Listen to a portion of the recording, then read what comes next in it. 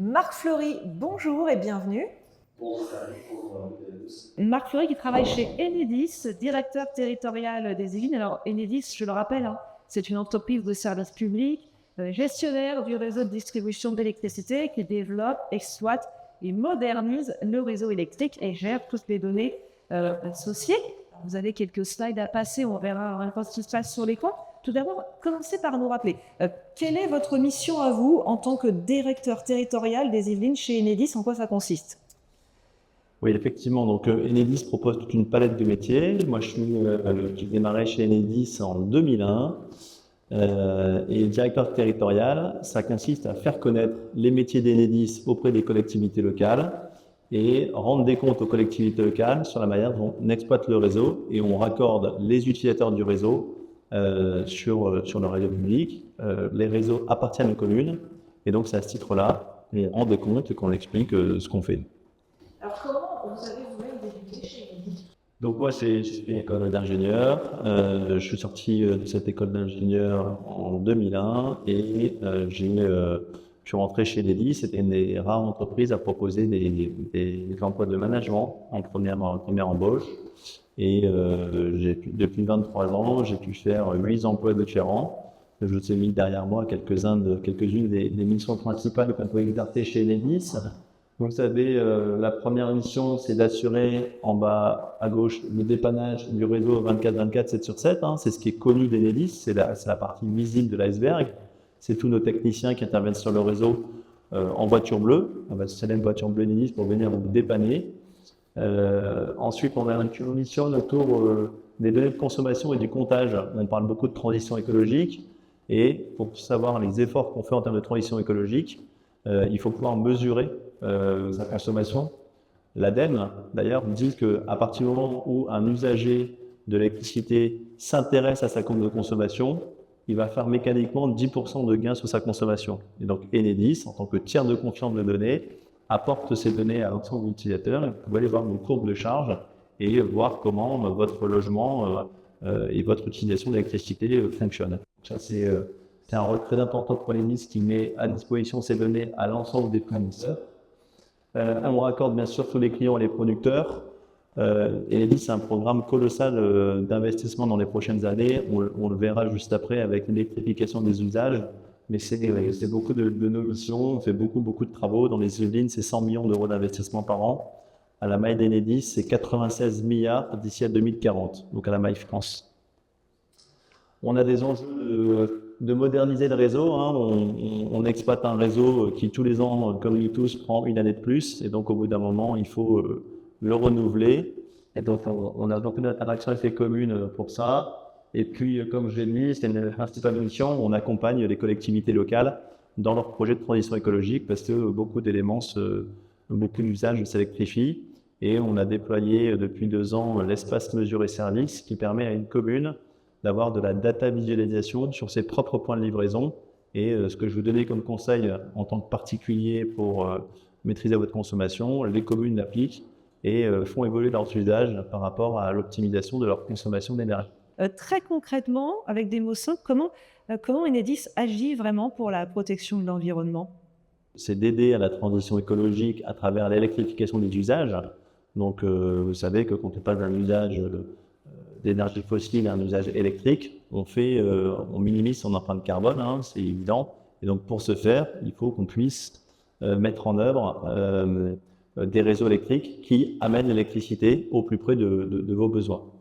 Je vous ai remis ici ce qu'on appelle, nous, la nouvelle France électrique. Donc, je vais détailler les principales missions, mais vous doutez bien que derrière ces missions, il y a des enjeux forts. Donc, on a un enjeu fort sur l'intégration des ENR. Donc, pour répondre à votre question sur la protection de l'environnement, les énergies renouvelables, effectivement. Le terme consacré chez nous, c'est les ENR, énergie naturelle renouvelable. Donc, tout ce qui est photovoltaïque, que vous voyez arriver de plus en plus sur le territoire à travers des ombrières sur des parkings ou aussi directement posées sur des toitures. Donc, on a beaucoup d'opérations qui commencent à fleurir dans les Yvelines sur ces sujets-là. Quels sont les besoins de recrutement chez Enedis et quel type de formation, de profil on recherche actuellement chez Enedis? Donc Enedis recrute depuis pas mal d'années, mais là devant nous, par rapport aux enjeux d'investissement que je vous ai évoqués, 96 milliards à dépenser sur le réseau pour le moderniser, pour faire cette seconde électrification d'ici à 2040, il faut qu'on recrute et qu'on multiplie nos capacités de recrutement. On vient de franchir la barre des 40 000 salariés et on ne va pas s'arrêter là. Donc on a à la fois besoin de recruter pour les nouvelles missions, mais aussi recruter pour remplacer le personnel qui part à la retraite. Donc vous avez ici quelques chiffres clés sur les recrutements qui ont été faits en 2024, 3 600 salariés recrutés. En 2025, on en recrutera 3 380, dont 150 sur Île-de-France-Ouest. Île-de-France-Ouest, c'est les 3 départements, 78, 92, 95. Et donc dans le 78, on a une cinquantaine de recrutements qui sont prévus. On recrute à différents niveaux, du bac pro jusqu'au bac plus 5. Et vous avez du coup derrière moi les différentes formations qui sont les formations initiales à partir desquelles on vient sourcer les candidats et puis les rentrer dans nos cursus de formation. Notre métier est spécifique, on est un monopole naturel et donc à ce titre-là, on prend les gens qui ont un vernis technique, une compétence technique et ensuite on les forme avec le cursus. On peut se former également directement chez Enedis, hein?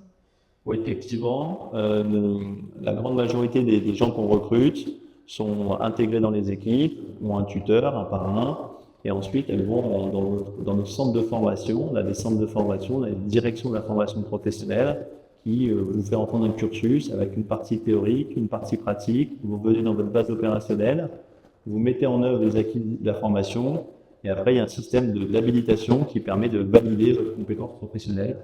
Donc ça, c'est vraiment quelque chose qui est ancré chez nous depuis des années. Et là, très récemment, on est en train de développer une nouvelle façon de recruter, c'est qu'on crée des partenariats avec des écoles. Pour l'instant, il y en a 2 dans les Yvelines et 9 à la Maille d'Île-de-France-Ouest. C'est-à-dire qu'on va au niveau des bacs pro et MELEC et on fait une coloration du contenu pédagogique pour expliquer le métier, expliquer le réseau public de distribution. Donc ça, c'est assez important parce que ça donne un coup d'avance aux jeunes pour découvrir ce que sont les réseaux publics de distribution. Et on ne le fait pas tout seul à Enedis, on le fait avec toute la filière industrielle, parce que la seconde électrification de la France, on ne va pas le faire tout seul. On va le faire avec tout un écosystème de partenaires, de prestataires, le réseau de transport d'énergie, Enedis et faire de l'angle dessus par rapport à un nouveau recrutement. Mais c'est quelque chose de nouveau qu'on est en train de développer. Et ici, spécifiquement en Île-de-France, à l'ouest parisien, quel type de postes vraiment sont recherchés ou de profils? Est-ce qu'il y a un besoin vraiment spécifique à cette zone? Oui, effectivement. Donc là, je vous ai mis les 2 grands emplois qu'on recherche. Donc on recherche à la fois des métiers d'études de construction d'ouvrages.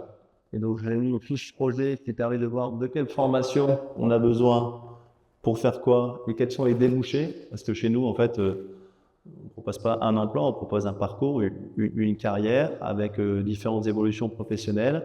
Donc chargé d'affaires, c'est coordonner différents intervenants pour piloter un chantier de raccordement. Par exemple, vous avez le raccordement d'une ombrière photovoltaïque sur un parking à mettre en place. Et bien, vous gérez l'ensemble des prestataires, la commande de matériel, toute l'étude, la relation avec les pouvoirs publics pour permettre ce raccordement au réseau. Et les deuxièmes grands types de métiers qu'on recrute, ce sont les métiers d'intervention sur le réseau, donc pour entretenir, dépanner et moderniser le réseau.